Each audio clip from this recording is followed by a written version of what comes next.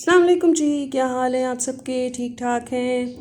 तो जी हमारे दिन का आगाज़ हो चुका है और जी मैंने आटा गूंद लिया था और अब पेड़े बना रही हूँ क्योंकि अभी नाश्ते की तैयारी है। और पेड़े मैं इसी तरीके से बनाती हूँ, यानी कि अभी मैं आपको बताती हूँ कि इसका प्रोसीजर ये होता है। ये तो अब मैं गोल कर रही हूँ ना, लेकिन अब मैं स्टार्टिंग से आपको बताती हूँ कि मैं जो हूँ कोशिश करती हूँ काफ़ी गोल बनाऊँ। यहाँ से मैंने सादा पेड़ा लिया, ठीक है, फिर उस थोड़ा सा उसे लंबाई में किया और देन मैंने ऑयल लगाया या घी लगाया और फिर मैंने खुश्की का एक तय लगा ली। फिर एक और मैंने लेयर बनाई इसी तरह की, उसको फ़ोल्ड कर लिया था मैंने, यानी कि ऑयल या घी की और साथ में खुश्की की। फिर एक लेयर बना ली। मतलब जितनी लेयर्स आपको पराठे में चाहिए आप इस तरीके से लेयर्स बना के, जिसे बोलते हैं ना वलों वाले पराठे, आप उस तरीके से बना सकते हैं। तो अगर आपको ये तरीका अच्छा लगे तो आप ज़रूर फॉलो कीजिए।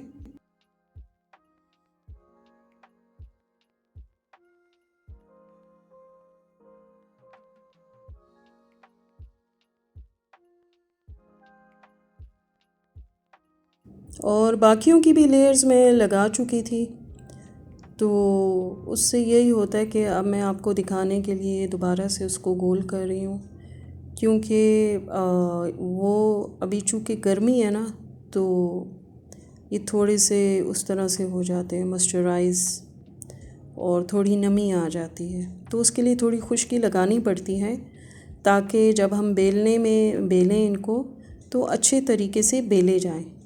क्योंकि जब इस तरह होते हैं नमी वाले तो फिर उसमें ये होता है कि वो बार बार बेलन के साथ लगते हैं। और मैं तो ऐसे करती हूँ कि पहले से बना के इनको फ्रिज में रख लेती हूँ। उससे ये होता है कि नेक्स्ट डे जब मैं सुबह उठती हूँ तो इजीली मेरे पराठे जो हैं वो बन जाते हैं। तो मैं तो यही कहूँगी कि आप लोग भी इसी तरीके से करें,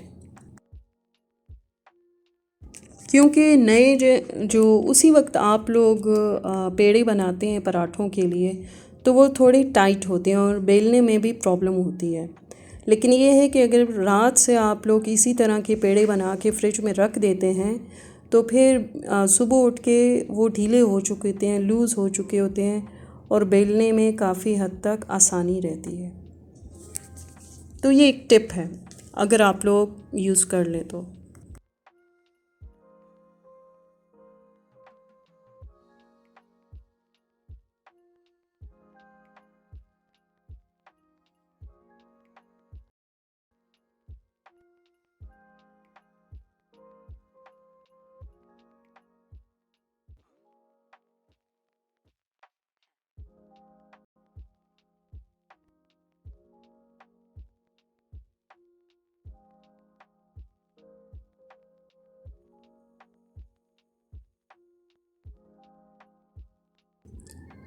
और जनाब अब नीचे काउंटर की सतह पे हमें खुश्की लाज़मी लगानी है ताकि जब हम बेलने में आएँ तो वो इजीली रिवॉल्व हो सके और नीचे से या बेलन के साथ बिल्कुल ना चिपके और जिस फॉर्म में हम चाह रहे हैं उसी फॉर्म में रहे, यानी गोलाई में, और नीचे ना चिपके। क्योंकि नीचे सतह के साथ चिपकने की सूरत में स्टिकी हो जाते हैं और फिर पराठे की वो बात नहीं रहती जिस तरह से होना चाहिए।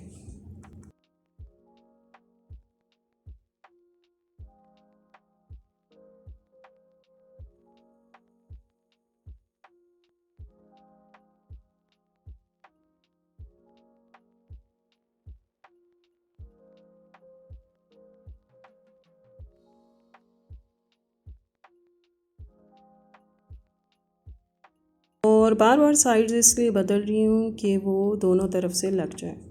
और अब जी पेड़ा मैंने डाल दिया है बेल कर, साथ ही चाय का पानी मैंने रखा हुआ था वो भी डन हो चुकी है। और अब अंडे की तैयारी है, फ्राई एग करना है। पराठा तो हमारा तैयार हो चुका है और अंडा भी तैयार।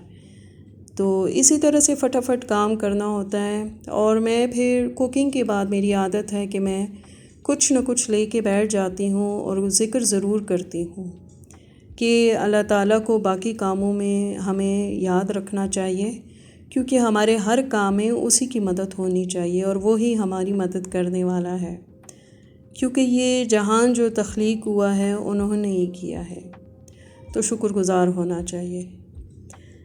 अब आप सोच रहे हैं कि मैं किधर जा रही हूँ, तो जनाब मैं जा रही हूँ डेवो एक्सप्रेस की तरफ जा रही हूँ, क्योंकि मेरी एक फ्रेंड है बहुत अच्छी, और उन्होंने मुझे कॉल की थी सुबह कि भाई मैंने तुम्हारे लिए आम भेजे हैं, लेकिन वो जो हैं तो बहरिया नहीं जा सकते, तो मैंने उसको डिलीवर कर दिए हैं डेवो एक्सप्रेस पे, तो आप वहाँ से जाके कलेक्ट कर लो।